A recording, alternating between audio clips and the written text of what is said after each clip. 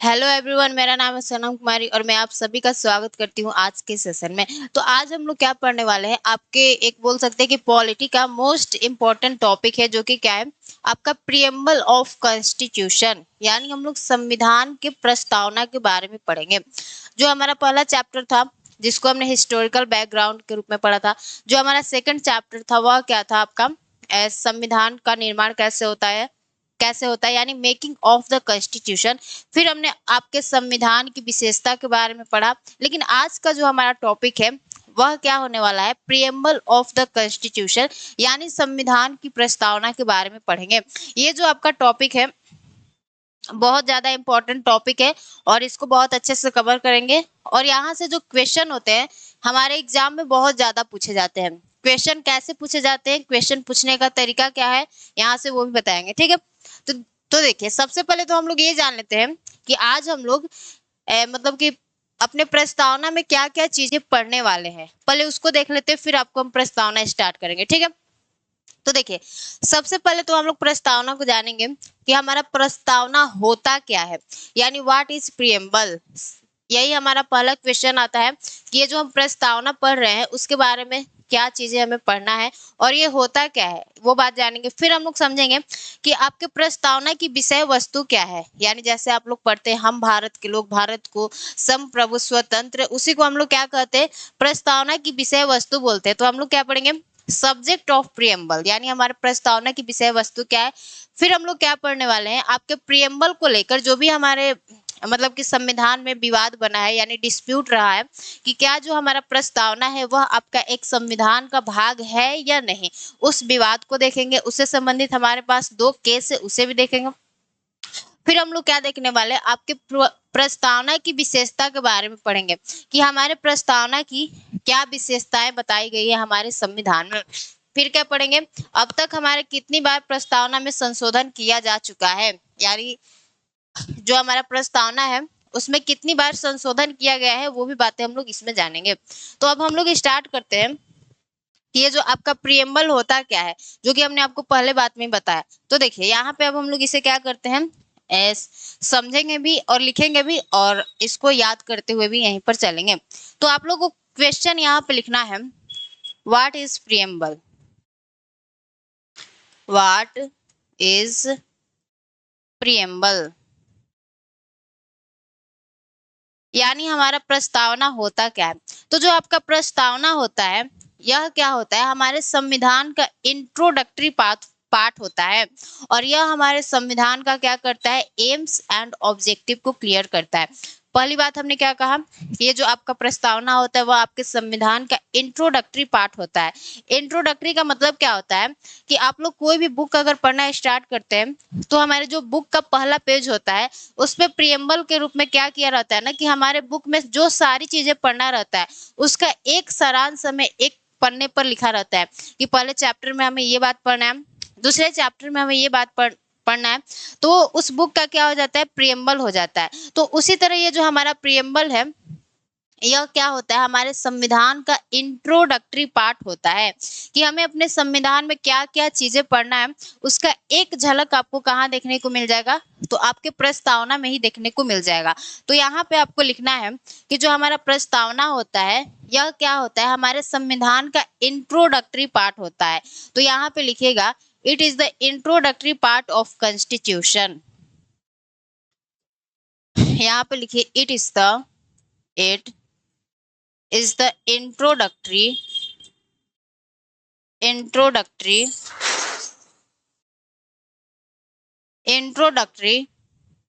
introductory part of the consti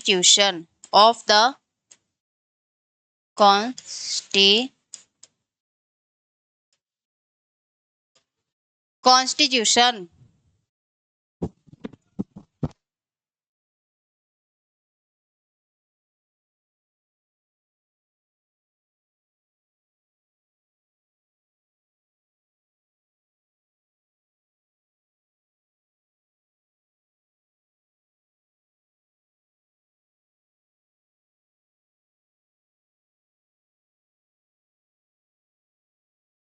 तो देखिए हमने क्या कहा कि जो आपका प्रियम्बल होता है यह हमारे संविधान का इंट्रोडक्टरी पार्ट होता है, यानी हमें अपने संविधान में क्या क्या चीजें पढ़ना है वो सारी बातें हमें कहाँ पर पता चल जाती है, तो आपके प्रियम्बल में पता चल जाता है। और हमने दूसरी बात क्या बताया कि ये जो आपका प्रियम्बल है यह क्या करता है, हमारे संविधान के एम्स एंड ऑब्जेक्टिव को क्या करता है, क्लियर करता है। तो यहाँ पे ये भी बात आपको लिखना है कि यह संविधान के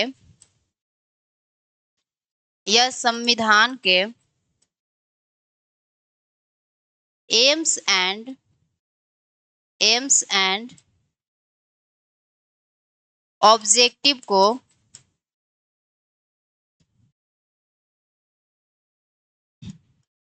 क्लियर करता है।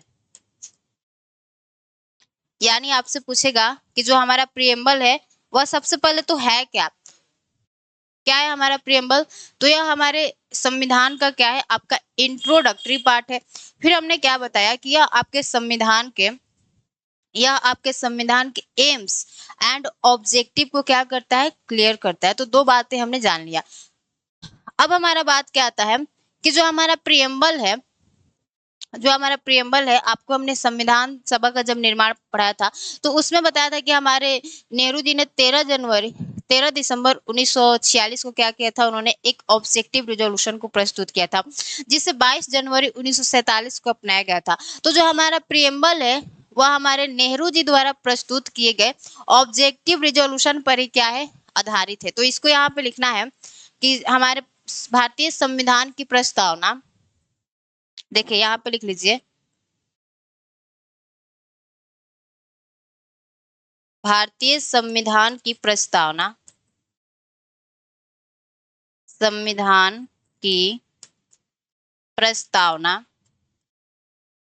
हमारे नेहरू जी द्वारा प्रस्तुत किए गए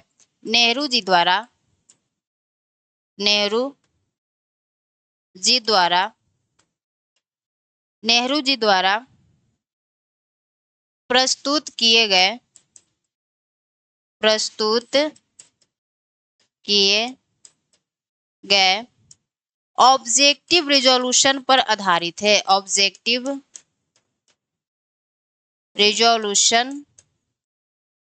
रिजोल्यूशन पर क्या है, आपका आधारित है। तो हमने क्या कहा, आपके भारतीय संविधान की जो प्रस्तावना है वह हमारे नेहरू जी द्वारा प्रस्तुत किए गए आपके ऑब्जेक्टिव रिजोल्यूशन पर क्या है, पर आधारित है। अब आपको ये बात बताना होगा कि मैम हमारे ऑब्जेक्टिव रिजोल्यूशन में क्या बातें बताया गया था। तो जो आपका ऑब्जेक्टिव रिजोल्यूशन था जिसे 13 दिसंबर 1946 को हमारे नेहरू जी ने अपने संविधान सभा में प्रस्तुत किया था और उसे आपके 22 जनवरी 1947 को अपना लिया जाता है। तो आपके ऑब्जेक्टिव रिजोल्यूशन में जो पहली बात बताया गया था वह क्या बताया गया था कि जो हमारा भारत है वह आपका स्वतंत्र, संप्रभु तथा गणतांत्रिक राज्य होगा। तो देखिए यहाँ पे हम लिख देते हैं कि आपके ऑब्जेक्टिव रिजोल्यूशन का मतलब क्या होता है। तो यहाँ पे लिख लीजिए भारत स्वतंत्र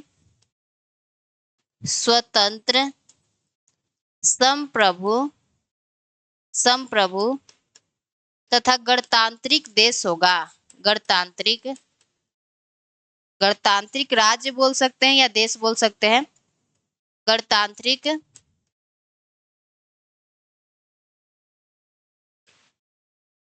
राज्य होगा। अब हम आपको अभी समझाएंगे कि संप्रभु का मतलब क्या होता है, रिपब्लिक का मतलब क्या होता है, वो सारी बातें आपको समझाएंगे, ठीक है। तो पहले इतना बात आपको समझना है कि जो हमने आपको बातें बताया क्या वो बातें समझ में आ रही है कि नहीं समझ में आ रही। तो हमने सबसे पहली बात आपको क्या बताया कि हमारा प्रियम्बल होता क्या है, यानी प्रस्तावना क्या होती है। तो जो आपका प्रियम्बल होता है वह हमारे संविधान का क्या होता है, इंट्रोडक्टरी पार्ट होता है। और यह करता क्या है, तो आपके कॉन्स्टिट्यूशन के एम्स एंड ऑब्जेक्टिव को क्या करता है, क्लियर करता है। यानी आपके कॉन्स्टिट्यूशन के एम्स एंड ऑब्जेक्टिव को क्लियर करने वाला कौन पार्ट है, तो हमारा आपका प्रियम्बल है। फिर हमने क्या कहा कि भारतीय संविधान की जो प्रस्तावना है वह आपके नेहरू जी द्वारा प्रस्तुत किए गए ऑब्जेक्टिव रिजोल्यूशन पर आधारित है। ऑब्जेक्टिव रिजोल्यूशन में बातें क्या बताया गया था कि भारत स्वतंत्र, संप्रभु तथा गणतांत्रिक राज्य होगा। तो इतना बातें आपको समझ में आ गया। अब हम लोग आते हैं अपने प्रस्तावना की विषय वस्तु पे, यानी जो हमारा पहला टॉपिक है व्हाट इज प्रियम्बल, उसको हमने कवर कर लिया। अब हम लोग क्या आते हैं कि हमारी जो प्रस्तावना की विषय वस्तु है, और वहीं से क्वेश्चन आपके एग्जाम में बहुत सारे पूछे जाते हैं, तो उसे अब हमें क्या करना है, पढ़ना है, ठीक है। तो यहाँ पे अब लिखेंगे आप प्रस्तावना की विषय वस्तु, प्रस्तावना की विषय वस्तु, विषय विषय वस्तु, ठीक है। इसे आपको थोड़ा सा समझना है, और यहीं से आपके एग्जाम में क्या होते हैं ना, क्वेश्चन पूछे जाते हैं, तो इसे क्या करना है, बहुत अच्छे से समझना है, ठीक है। और आपके एम लक्ष्मीकांत बुक को ही हम लोग फॉलो कर रहे हैं, उसमें जितनी बातें बताई गई है उतना ही बताते हैं, ज्यादा एक्स्ट्रा हम बताते नहीं है। तो देखिए आपके प्रस्तावना की विषय वस्तु में क्या बातें बताई गई है, उसे थोड़ा सा समझते हैं। तो उसमें आपका बताया गया है कि हम भारत के लोग, प्रस्तावना का हमारा पहला लाइन ही क्या है, we the people of India, यानी हम भारत के लोग भारत को क्या बनाना चाहते हैं, तो वो आपको अभी बता रहे, ठीक है। तो यहाँ पे लिखिए हम भारत के लोग, इसको थोड़ा सा मैं नीचे कर ले रही हूँ, ठीक है। हम भारत के लोग, हम भारत के लोग भारत को, भारत को अब हम लोग क्या बनाना चाहते हैं, वो बातें आपको लिखना है, ठीक है। हम भारत के लोग भारत को, भारत को अब इसको मैं दूसरे पेन से लिखती हूँ, हम भारत के लोग भारत को संप्रभु, संप्रभु समाजवादी, समाजवादी, अभी जो मैं बातें आपको लिख रही हूँ बस आपको समझते चलना है, ठीक है। और जितने भी हमारे वर्ड्स हैं संप्रभु, समाजवादी, ये सारे वर्ड्स आपको मैं अच्छे से समझाऊंगी, ठीक है। तो हमने क्या कहा, हम भारत के लोग भारत को संप्रभु, समाजवादी, धर्मनिरपेक्ष, धर्मनिरपेक्ष, धर्मनिरपेक्ष, लोकतांत्रिक, लोकतांत्रिक, लोकतांत्रिक तथा गणतांत्रिक, तथा गणतांत्रिक, तथा गणतांत्रिक, गणतांत्रिक। अब हम लोग अपना व्हाइट पेन लेते हैं, ठीक है। गणतांत्रिक बनाने के लिए, बनाने के लिए, बनाने के लिए तथा, तथा भारत के समस्त लोगों को न्याय, स्वतंत्रता तथा समानता देने के लिए, वो भी बात लिखना है, तथा भारत के समस्त लोगों को, तथा भारत के समस्त लोगों को,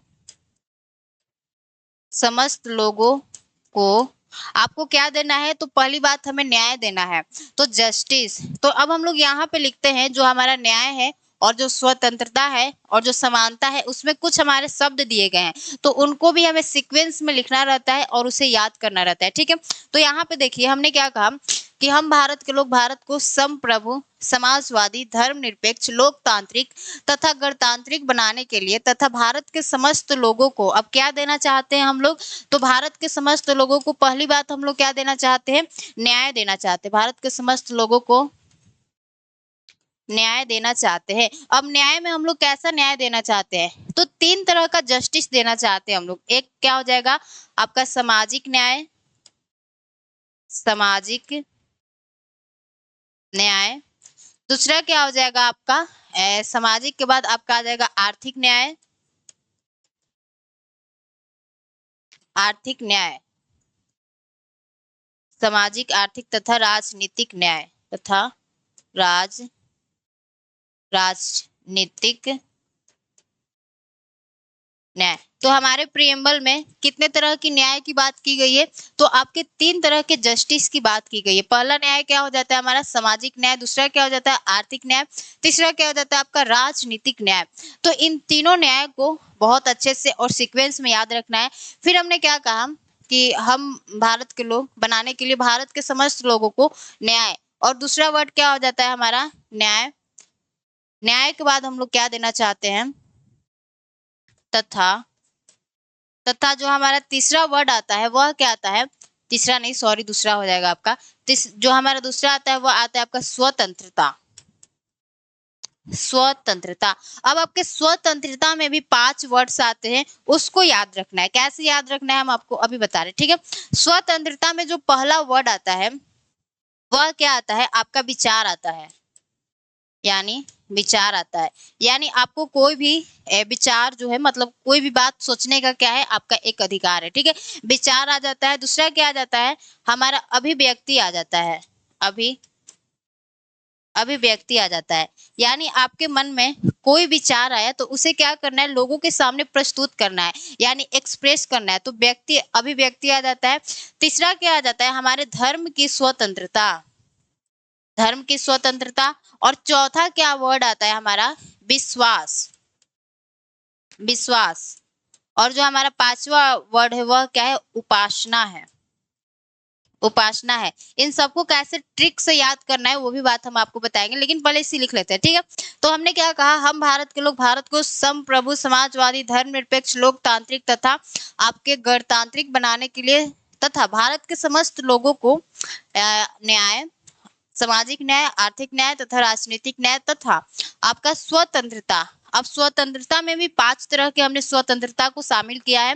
विचार की स्वतंत्रता, अभिव्यक्ति की स्वतंत्रता, धर्म की स्वतंत्रता, विश्वास की स्वतंत्रता, उपासना की स्वतंत्रता, तथा जो हमारा लास्ट वर्ड आता है वह क्या आ जाता है, तथा समानता। तथा यहाँ पे हमें क्या लिखना है, समानता। समानता। अब आपके समानता में भी 2 बातों को याद रखना है। पहला, प्रतिष्ठा की समानता। अब किसी भी व्यक्ति को तो भाई जो उसका डिग्निटी होता है, यानी जो प्रतिष्ठा होता है, इज्जत होता है, वो तो भाई सबसे सर्वोपरि होता है, ठीक है। तो पहला क्या हो गया, हमारे प्रतिष्ठा की समानता। प्रतिष्ठा की समानता। प्रतिष्ठा की समानता तथा हमारे अवसरों की समानता। अवसरों की समानता। तो इतना बात आपको बहुत अच्छे से और सीक्वेंस में याद रखना है। हमने सीक्वेंस में क्यों लिखवाया, क्योंकि हम तो थोड़ा सा कुछ ऐसे नहीं ना है कि हमको शौक है सीक्वेंस में लिखने का या आपको बताने का। आपके एग्जाम में ना सीक्वेंस में एक क्वेश्चन पूछे जाते हैं कि हमारे प्रियम्बल में जो न्याय दिया गया है वह कितने तरह का न्याय है, और सबसे पहला न्याय कौन सा है, दूसरा न्याय कौन सा है, तीसरा न्याय कौन सा है, ठीक है। तो ये बातें हमने जाना। अब आता है हमारा आगे का बात। तो पहले जो बातें हमने आपको बताया उसका एक बार रिवीजन कर लेते हैं, फिर हम आपको आगे की बात बताएंगे, ठीक है। तो हमने क्या कहा, हम भारत के लोग भारत को संप्रभु, समाजवादी, धर्मनिरपेक्ष, लोकतांत्रिक तथा गणतांत्रिक बनाने के लिए अब हमें भारत को क्या बनाना है, संप्रभु बनाना है, समाजवादी बनाना है। अब उसके लिए कुछ करना होगा। तो इतना सब बनाने के लिए हमें क्या करना होगा, भारत के समस्त लोगों को क्या देना होगा, न्याय देना होगा, स्वतंत्रता देना होगा तथा समानता देने के लिए। और हमें क्या करना है, अपने भारत की एकता और अखंडता को बनाए रखने के लिए तथा व्यक्ति की गरिमा को बनाए रखने के लिए हमने क्या किया है, अपने संविधान में 26 नवंबर 1949 को क्या किया है, अपने प्रस्तावना को अपनाया है। तो यहाँ पे अब हमारा जो लास्ट वर्ड है उसे लिख लीजिए, तथा भारत की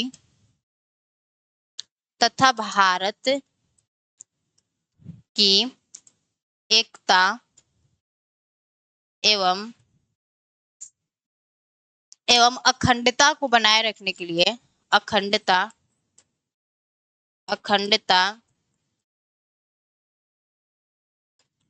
को बनाए रखने के लिए, बनाए रखने के लिए तथा व्यक्ति की गरिमा को बनाए रखने के लिए, तथा व्यक्ति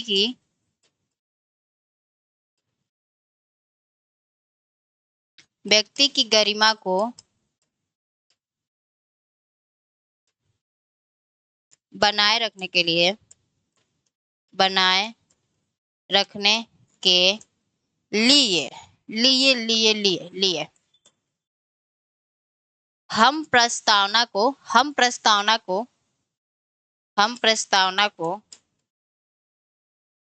26 नवंबर 1949 को, ये जो मैं आपको डेट बता रही हूँ वो बहुत अच्छे से याद रखना है, ठीक है। 26 नवंबर 1949 को 1949 को, ठीक है,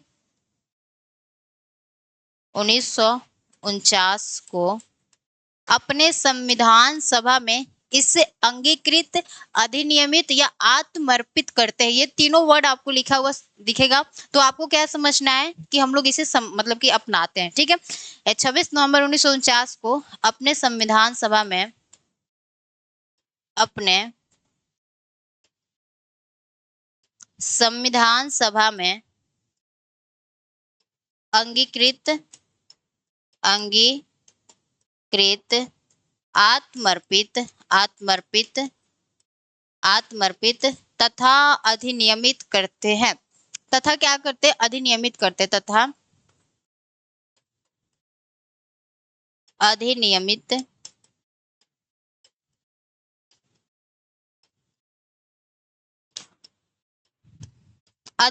करते हैं। तो ये होता है आपका प्रस्तावना का जो विषय वस्तु है कंप्लीट। अब इसको कैसे ट्रिक से याद करना है वो बातें हम आपको बता रहे हैं, ठीक है। तो देखिए, जो आपका पहला लाइन है इसको कैसे हम लोग ट्रिक से याद करेंगे वो बातें थोड़ा सा आपको समझना है। तो हमने क्या बताया कि हम भारत के लोग यानी we the people of India Bharat को संप्रभु, समाजवादी, धर्मनिरपेक्ष, लोकतांत्रिक तथा गणतांत्रिक बनाने के लिए। तो अब इनको हम लोग ट्रिक से कैसे याद रखेंगे, तो आपको क्या याद रखना है, SSS और DR, ये हमारा ट्रिक हो गया इनको याद करने का। अब ये ट्रिक है तो इसको कैसे याद करना है, देखो S4 क्या हो जाएगा, सोवरेनिटी, यानी सोवरेनिटी आपने सुना होगा ना, तो देखो यहाँ पे लिख लेंगे सोवरेनिटी, और इस S से क्या हो जाएगा, सोशलिस्ट, यानी समाजवादी।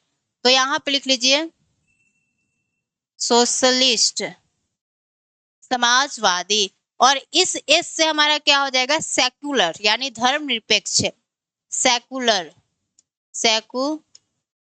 ठीक है। और D से क्या हो जाएगा, डेमोक्रेटिक, यानी हमारा क्या हो जाएगा, लोकतांत्रिक। यहाँ पर D से क्या हो जाएगा, कहाँ लिख दे भाई, यहाँ पे लिख देते हैं, आपका D4 क्या हो जाएगा, डेमोक्रेटिक,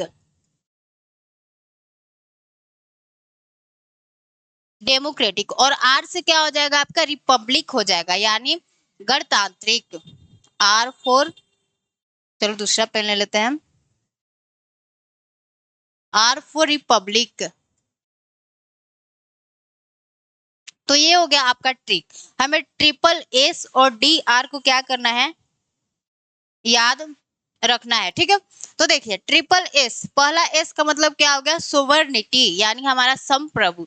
दूसरे S का मतलब क्या हो गया, सोशलिस्ट, यानी समाजवादी। और आपके तीसरे S का मतलब क्या हो गया, सेकुलर, यानी धर्मनिरपेक्ष। और आपके D का मतलब क्या हो गया, डेमोक्रेटिक, यानी आपका हो जाएगा लोकतांत्रिक। और आपके R का मतलब क्या होगा, रिपब्लिक, यानी आपका हो जाएगा गणतांत्रिक। तो ऊपर वाले वर्ड को कैसे ट्रिक से हमें याद रखना है वो हमने आपको बात याद करा दिया, ठीक है। अब ये जो आपका न्याय वाला बात है इसे तो आपको अच्छे से याद रखना होगा। हम लोग कहीं भी अपने एग्जाम के लिए, जिस एग्जाम की आप तैयारी करते हैं, तो कहीं भी कोई टॉपिक आता है तो उसमें तो हम लोग सामाजिक, आर्थिक और राजनीतिक न्याय की बात करते ही करते हैं। अब आ जाता है हमारा स्वतंत्रता। तो स्वतंत्रता में ये जो हमने 5 शब्द बताया है इसको कैसे याद रखना है वो थोड़ा सा हमें क्या करना है, समझना है।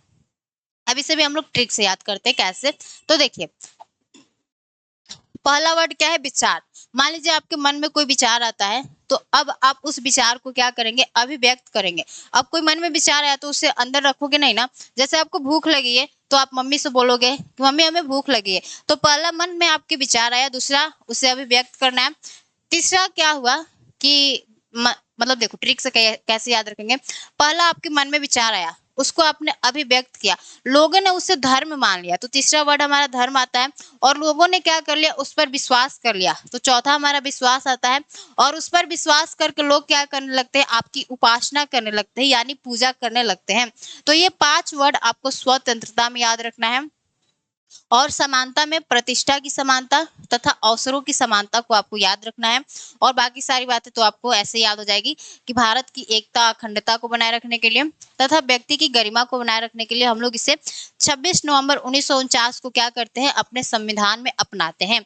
ये जो आपका डेट है आपसे एग्जाम में पूछा भी गया है कि हम लोग अपने प्रस्तावना को किस तारीख को अपने संविधान सभा में अपनाते हैं, तो वो आ जाता है आपका 26 नवंबर 1949। तो इतना सारी बातें हमने कवर कर लिया। प्रियम्बल क्या होता है और प्रियम्बल की विषय वस्तु को हमने देख लिया। अगर आपको कहीं पर भी डाउट है तो आपको कमेंट्स में एक बार पूछना है, ठीक है, कि मैम हमारा यहाँ पर डाउट है, आप यहाँ पर बता दीजिए। हम आपके कमेंट्स में बता देंगे कि ये डाउट है तो कैसे इसको बताना है। अब जब आप लोग डाउट पूछते हैं तो उस टॉपिक का नाम लिख दिया करें कि हाँ ये टॉपिक हमारा डाउट है। अब आप लोग पूछते हैं कि लास्ट क्लास में डाउट था, ऐसे थोड़ा ना बता पाएंगे कि कहाँ पर डाउट था, ठीक है। तो अब ये आपका हो जाता है कंप्लीट प्रस्तावना की विषय वस्तु। अब हमने क्या बताया कि सारे हमने तो आपको वर्ड बता दिया, संप्रभु, समाजवादी, धर्मनिरपेक्ष, लोकतांत्रिक, गणतांत्रिक। लेकिन आप लोगों को ये वर्ड समझ में नहीं आया होगा कि संप्रभु का मतलब क्या होता है, सोबरनिटी का मतलब क्या होता है, सोशलिस्ट का मतलब क्या होता है, सेकुलर यानी धर्मनिरपेक्ष का मतलब क्या होता है, लोकतंत्र का मतलब क्या होता है, गणतांत्रिक का मतलब क्या होता है। तो ये जो वर्ड हमने लिखे हैं इसे थोड़ा सा हम लोग क्या कर लेते हैं, आपको समझ लेते हैं। तो देखिए पहला वर्ड हमारा क्या है, संप्रभु। तो संप्रभु का मतलब क्या होता है वो हम आपको बता रहे हैं, ठीक है। पहले इसको यहाँ पे लिख लेते हैं, सम प्रभु। पहला हमारा वर्ड ही क्या है, सम प्रभु। तो देखिए आपके सम प्रभु का मतलब क्या होता है कि जो हमारा भारत है, भारत की बात कर ले या किसी भी देश की बात कर ले जहां पर भी उसके संविधान में संप्रभुता यानी सॉवरनिटी को मेंशन किया गया है, उसका मतलब होता है कि वह जो देश है अपने आंतरिक तथा बाह्य मामलों से रिलेटेड जो भी उसके निर्णय होंगे उसको लेने के लिए क्या है, वह स्वतंत्र है। जैसे हमारा भारत, भारत क्या है, अपने बाह्य और आंतरिक मामलों से संबंधित जो भी निर्णय है उसे लेने के लिए क्या है, स्वतंत्र है। अभी आपने देखा कि जैसे हमारा सीज फायर हुआ है तो वो जो अमेरिका है वह चाहता है ना कि हम पीओके वाले इश्यू को क्या करें, ऊपर लेकर आए और थोड़ा सा हम वर्ल्ड लीडर बन जाए। लेकिन जो आपके मोदी जी हैं उन्होंने कहा है कि ये जो आप पीओके का बात कर रहे हैं ये कोई हमारा विवाद का मसला नहीं है, ये हमारा आंतरिक मामला है, तो हम अपने आंतरिक मामला को खुद सुलझा सकते हैं, आप बीच में नहीं आए। तो ये क्या हो गया, हमारा एक तरह का भारत क्या हो गया, आपका संप्रभु देश हो गया। क्यों, क्योंकि यह अपने आंतरिक और बाह्य मामलों से रिलेटेड जो भी हमारे निर्णय है उसको क्या कर सकता है, स्वयं ले सकता है, किसी देश के प्रभाव में नहीं आकर लेगा, ठीक है। तो यहाँ पे आपको लिखना है कि ऐसा देश ऐसा देश जो अपने जो अपने आंतरिक तथा आंतरिक तथा बाह्य मामलों से संबंधित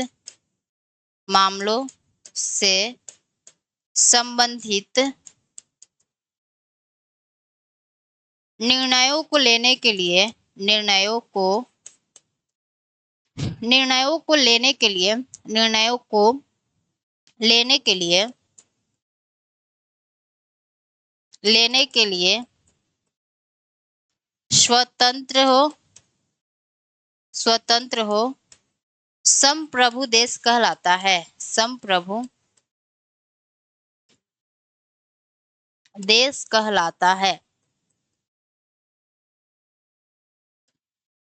तो आपका पहला वर्ड क्लियर हो गया कि संप्रभु का मतलब क्या होता है, ऐसा देश जो अपनी आंतरिक तथा बाह्य मामलों से संबंधित निर्णयों को लेने के लिए स्वतंत्र है उसे क्या कहते हैं, संप्रभु देश कहते हैं। अब जो हमारा सेकंड वर्ड आता है वह क्या आता है आपका, समाजवादी और धर्मनिरपेक्ष। समाजवादी और धर्मनिरपेक्ष को क्या क्या करेंगे हम लोग साथ में समझेंगे, क्योंकि ये जो आपके वर्ड है समाजवादी और धर्मनिरपेक्ष ये हमारे मूल संविधान में इसका प्रावधान नहीं किया गया था, इसे हमारे संशोधन के द्वारा क्या किया गया है, अपने प्रस्तावना में जोड़ा गया है। तो हम लोग देखते हैं कि किस संशोधन के द्वारा और किस सरकार के मतलब किस सरकार के समय में इसे हमारे संविधान में जोड़ा गया था, ठीक है। तो यहाँ पे आपको क्या लिखना है, समाजवादी और धर्मनिरपेक्ष, समाजवादी समाजवादी और धर्मनिरपेक्ष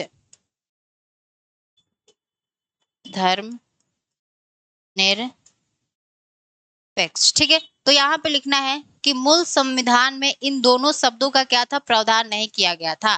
पहले तो इस बात को लिखिएगा। ठीक है, तो क्या लिखना है यहाँ पे, मूल संविधान में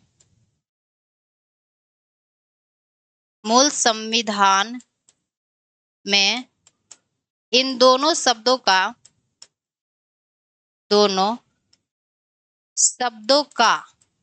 का प्रावधान नहीं किया गया था। प्रावधान नहीं किया गया था। ठीक है, नहीं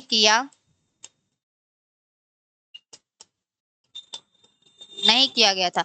तो जब हमारे मूल संविधान में इसका प्रावधान नहीं किया गया था, तो इसे किस संविधान संशोधन द्वारा हमारे संविधान में जोड़ा गया, वो बातें अब हमें क्या करना है, जानना है। ठीक है, तो हमने क्या कहा, मूल संविधान में इन दोनों शब्दों का प्रावधान नहीं किया गया था। इसे इंदिरा गांधी के सरकार में इनको लिख लीजिए। ठीक है, इनको इंदिरा गांधी के सरकार में, इंदिरा गांधी, ठीक है, आयरन लेडी इंदिरा गांधी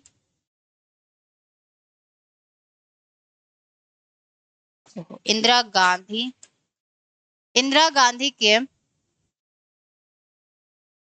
गांधी के सरकार में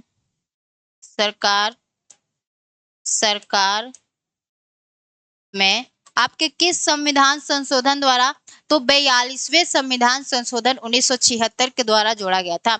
इनको इंदिरा गांधी के सरकार में 42वें संविधान संशोधन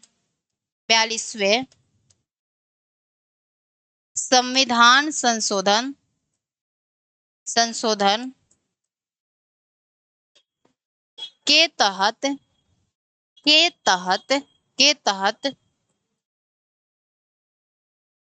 1976 में जोड़ा गया। 1976 में जोड़ा गया। ठीक है, तो ये आपको वर्ड दोनों समझ में आ गया कि जो हमारे समाजवादी हैं और जो आपका धर्मनिरपेक्ष है, इनका जो प्रावधान है हमारे मूल संविधान में नहीं किया गया था। तो कब किया गया, तो आपकी इंदिरा गांधी के सरकार में हमारे 42वें संविधान संशोधन के तहत आपके 1976 में इसे जोड़ा गया। ठीक है, अब थोड़ा सा हम लोग धर्मनिरपेक्ष के बारे में समझ लेते हैं कि सेकुलर का मतलब क्या होता है। ठीक है, तो देखिए धर्मनिरपेक्ष का मतलब होता है कि हमारे राज्य का कोई अपना धर्म नहीं होगा, लेकिन जो राज्य है वह क्या करेगा, आपके सभी धर्मों का समान आदर करेगा। जैसे जो हमारा भारत है उसका किसी एक धर्म के प्रति ज्यादा झुकाव नहीं होगा, यानी ज्यादा वो हिंदू की तरफ ना ज्यादा उसका झुकाव होगा, ना ज्यादा मुस्लिम की तरफ झुकाव होगा। वह क्या करेगा, दोनों धर्मों को समान रूप से देखेगा। धर्मनिरपेक्ष का आपका मतलब यही होता है। ठीक है, और समाजवादी का मतलब होता है कि यहाँ पर ज्यादा से ज्यादा हम लोग क्या करते हैं, सरकारी चीजों पर ध्यान देते हैं और प्राइवेट चीजों का हम लोग ज्यादा जिक्र नहीं करते। जैसे आपका अमेरिका है, कैसा एक पूंजीवादी देश है, तो वहां पे हम लोग ज्यादातर देखते हैं कि वहां की चीजें क्या है, प्राइवेट है। लेकिन हम लोग भारत में क्या देखते हैं कि ज्यादातर चीजें क्या हमारे यहाँ पे गवर्नमेंट की है, यानी सरकार की है। तो उसी को क्या कहते हैं, समाजवादी कहते हैं। ठीक है, अब हमने आपको 3 वर्ड बता दिया, संप्रभु, समाजवादी, धर्मनिरपेक्ष। अब हमारा आता है डेमोक्रेसी एंड रिपब्लिक, यानी लोकतांत्रिक और हमारा गणतांत्रिक का मतलब क्या होता है उसे समझना है। ठीक है, तो यहाँ पे लिखिए लोकतांत्रिक।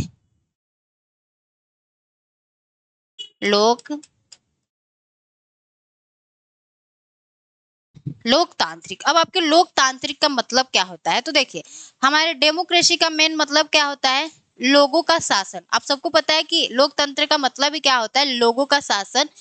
और लोगों का शासन जब जरूरी है तो हमने बता दिया कि लोगों का शासन जरूरी तो है, बट इतना यह क्या है, सफिशिएंट नहीं है। जब तक कि जो हमारी संस्थाएं हैं, कौन सी संस्थाएं, जो हमारी कार्यपालिका हो गई, विधायिका हो गई, जो आपकी न्यायपालिका हो गई, वह आपके लोकतांत्रिक तरीके से काम नहीं करती है, तब तक आपका एक सफल डेमोक्रेसी नहीं माना जाएगा।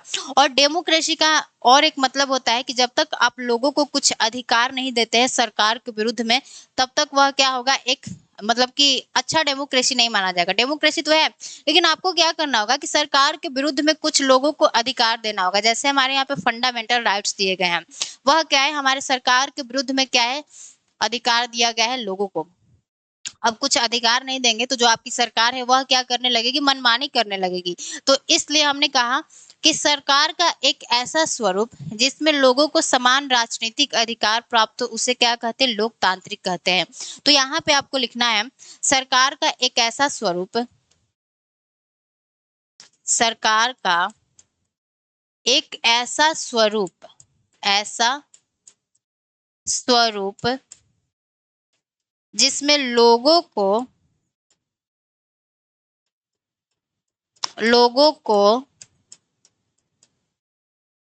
समान राजनीतिक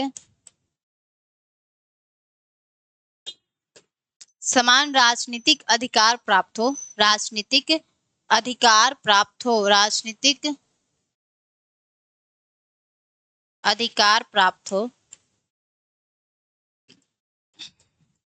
अधिकार प्राप्त हो, लोकतांत्रिक कहलाता है,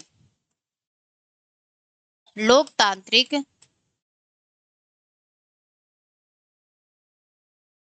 लोकतांत्रिक कहलाता है। ठीक है,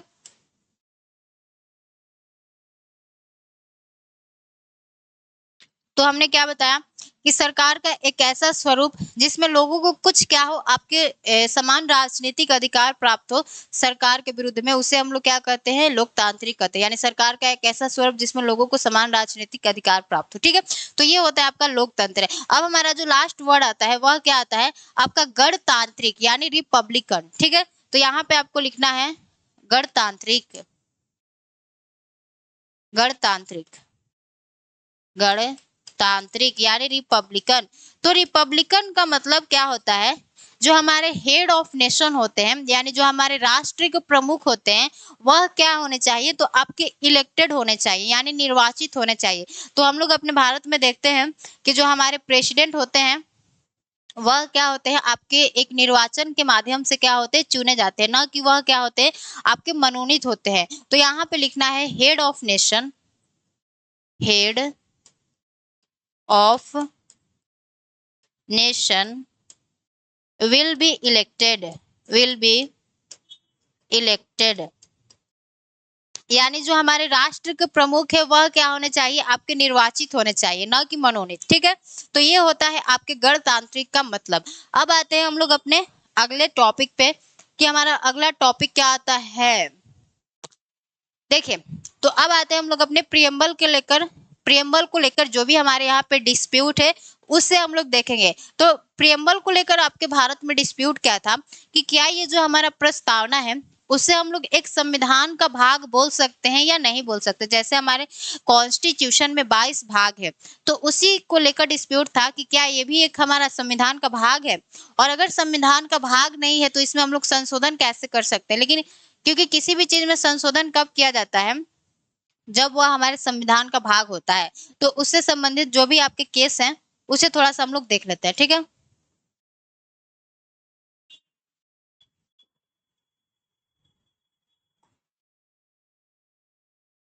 ये क्या हो रहा है भाई। तो देखिए, यहाँ पे आपको टॉपिक क्या लिखना है, क्या प्रस्तावना संविधान का एक भाग है या नहीं। संविधान के एक भाग के रूप में प्रस्तावना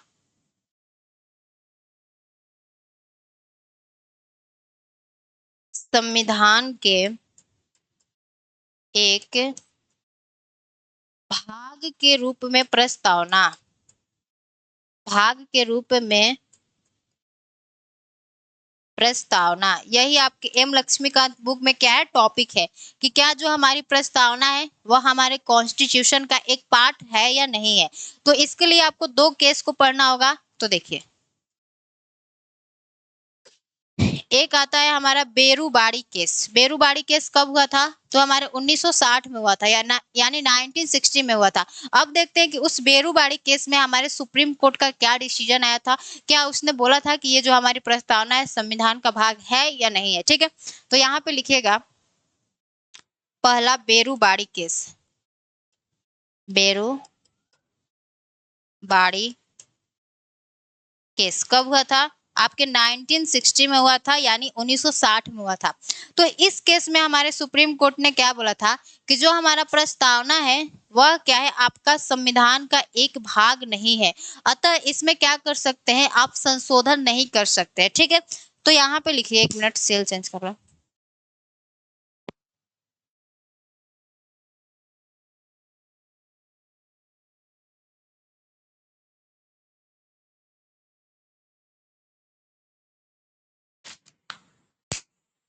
तो देखिए हमने क्या कहा, आपके 1960 में जो बेरूबाड़ी केस हुआ था, उसमें हमारे सुप्रीम कोर्ट ने क्या कहा कि जो हमारा प्रस्तावना है वह आपके संविधान का एक भाग नहीं है, अतः इसमें आप क्या कर सकते हैं, संशोधन नहीं कर सकते हैं। तो यहाँ पे लिखना है 1960 में इसमें सुप्रीम कोर्ट ने कहा, कैसे लिखे, 1960 में बेरूबाड़ी केस में, यानी इसमें सुप्रीम कोर्ट ने कहा, इसमें सुप्रीम कोर्ट ने कहा, क्या कहा, थोड़ा सा सुनना है, ने कहा कि प्रस्तावना संविधान का भाग नहीं है, प्रस्तावना संविधान का भाग नहीं है, ठीक है, का भाग संविधान का भाग नहीं है, अतः इसमें क्या कर सकते हैं, आप संशोधन नहीं कर सकते, क्योंकि किसी भी चीज में आप संशोधन कब कर सकते हैं, जब वह आपके क्या हो, संविधान का एक भाग हो, ठीक है। तो आप यहाँ पे लिख लीजिए, अतः इसमें आप संशोधन नहीं कर सकते, संशोधन नहीं कर सकते, ठीक है। अब आता है हमारा एक दूसरा केस, 1973 का केशवानंद भारती केस, जो कि क्या है, बहुत ज्यादा फेमस केस है, ठीक है। यहाँ पे लिख लेते हैं केशवानंद भारती केस। कब का केस है, तो आपके 1973 का है। तो इस कोर्ट में हमारे सुप्रीम कोर्ट ने क्या किया, अपने पहले फैसले को क्या कर दिया, बदल दिया, और इस फैसले में हमारे सुप्रीम कोर्ट ने कहा कि जो हमारा प्रस्तावना है वह क्या है, आपके संविधान का एक भाग है, और अतः इसमें क्या किया जा सकता है, आपका संशोधन किया जा सकता है। लेकिन जो हमारा संविधान का बेसिक स्ट्रक्चर है, यानी जो मूल संरचना है, उसे आप क्या कर सकते हैं, परिवर्तित या संशोधित नहीं कर सकते हैं, ठीक है। तो यहाँ पे लिखना है, इसमें सुप्रीम कोर्ट ने कहा, इसमें सुप्रीम कोर्ट ने कहा कि प्रस्तावना संविधान का क्या है, एक भाग है, प्रस्तावना संविधान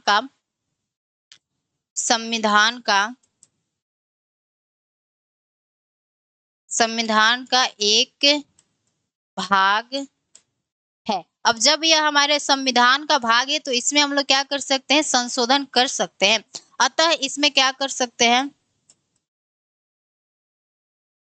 अतः इसमें संशोधन कर सकते हैं, संशोधन कर सकते हैं, परंतु हमारे संविधान के बेसिक स्ट्रक्चर को प्रभावित किए बिना। अब यहाँ पे परंतु वर्ड को याद रखना है, परंतु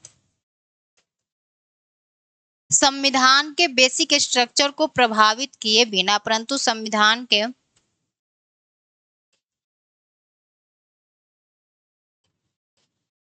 बेसिक स्ट्रक्चर को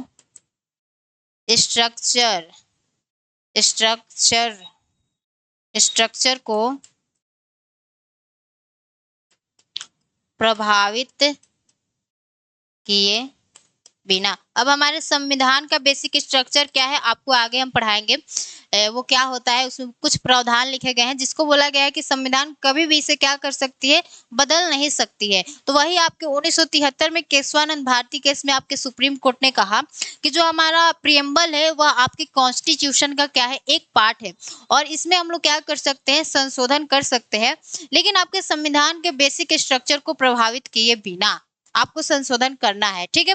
तो ये आपका एक तो बात क्लियर हो गया ना, कि जो हमारा प्रस्तावना है वह क्या है, आपके संविधान का एक भाग है। ये हमारा बात हो गया स्ट्रक्चर, ये है स्ट्रक्चर, ठीक है। ये हमारा बात हो गया क्लियर। अब आते हैं हम लोग अपने अगले टॉपिक पे। तो यहीं पे हम लिख देते हैं कि आपके संविधान में प्रस्तावना अब तक कितनी बार किया गया है। तो अभी तक आपके संविधान में प्रस्तावना केवल एक बार किया गया है, 42वां संविधान संशोधन 1976 में। तो यहाँ पे लिख लीजिए नोट में, अभी तक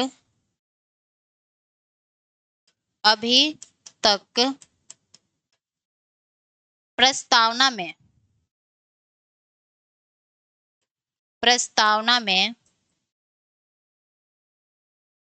केवल एक बार संशोधन किया गया है। संशोधन किया गया है, ठीक है। वो कौन सा संशोधन था हमारा? तो 42वां संविधान संशोधन 1976 में। अब आपको थोड़ा सा एम लक्ष्मीकांत बुक को उठाना है और उसमें पता करना है कि हमारे 42वें संविधान संशोधन 1976 के तहत हमारे संविधान में कितने शब्दों को जोड़ा गया था। 2 शब्द तो हम आपको बता ही दिए, धर्मनिरपेक्ष और हमारा समाजवादी। तीसरा शब्द क्या था आपको कॉमेंट्स में बताना, ठीक है। अब आते हैं हम अपने लास्ट टॉपिक पे, जो कि क्या है, हमारे प्रस्तावना की विशेषता यानी फीचर्स ऑफ प्रीएम्बल। तो यहाँ पे आपको लिखना है फीचर्स ऑफ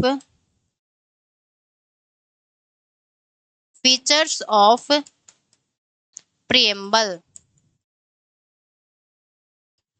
यानी अब हम लोग क्या देखेंगे, तो अपने प्रस्तावना के विशेषता के बारे में पढ़ेंगे, ठीक है। तो यहाँ पे लिखना है प्रस्तावना की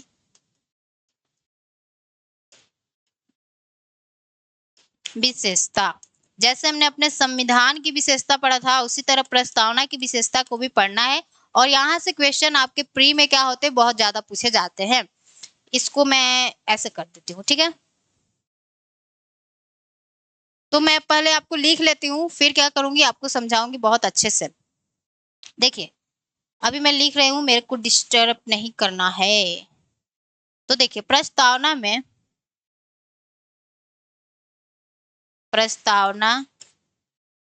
में उस आधारभूत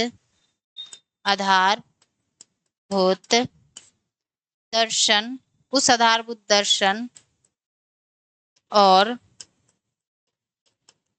राजनीतिक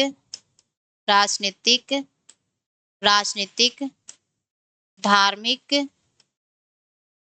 व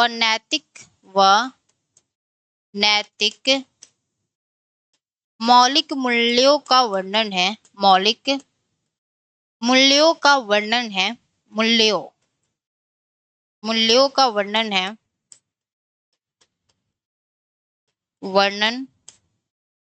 है जो कि हमारे संविधान की क्या है, आधारभूत संरचना है। अब मैं आपको समझाऊंगी, अभी नहीं, थोड़ा सा। जो कि हमारे संविधान की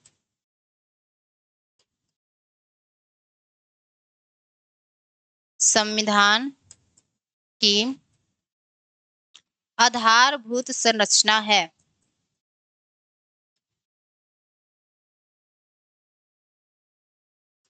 अब और एक लाइन लिखना है, ठीक है, फिर मैं आपको समझाऊंगी बहुत अच्छे से, प्यार से। प्रस्तावना में हमारे संविधान निर्माताओं के, यहाँ पे लिखिए, प्रस्तावना में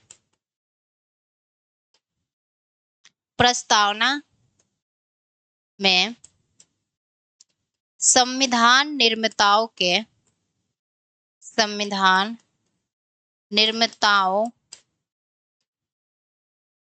के महान तथा आदर्श मत निहित है,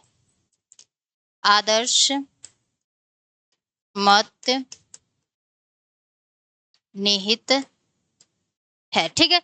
अब जो बातें हमने आपको लिखा है आपके बोर्ड पर दिखाई दे रहा है, और उससे अब हम लोग क्या करते हैं, समझने की कोशिश करते हैं, ठीक है। तो हमारा टॉपिक क्या है, फीचर्स ऑफ प्रीएम्बल, यानी प्रस्तावना की विशेषता के बारे में हमें पढ़ना है।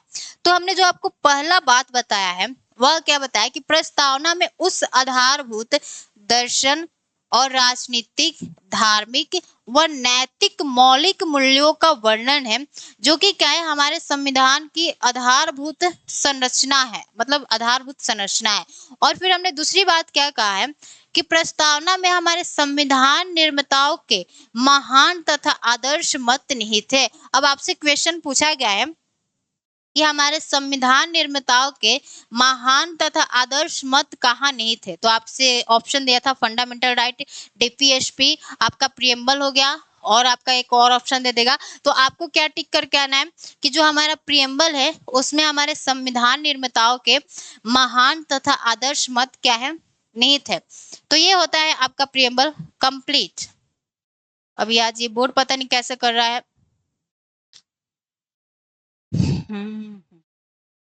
तो जो मेन है आपको ये समझना है प्रस्तावना की विषय वस्तु के बारे में, क्योंकि यहीं से आपके एग्जाम में क्वेश्चन पूछा जाता है। और जो भी आपको यहाँ पर डाउट होगा आपको एक बार कमेंट्स में पूछ लेना है। और उम्मीद करते हैं कि ये जो सेशन है आपको अच्छा लगा होगा, और जैसा भी लगा होगा आप लोग एक बार कमेंट्स में अपना राय दीजिएगा।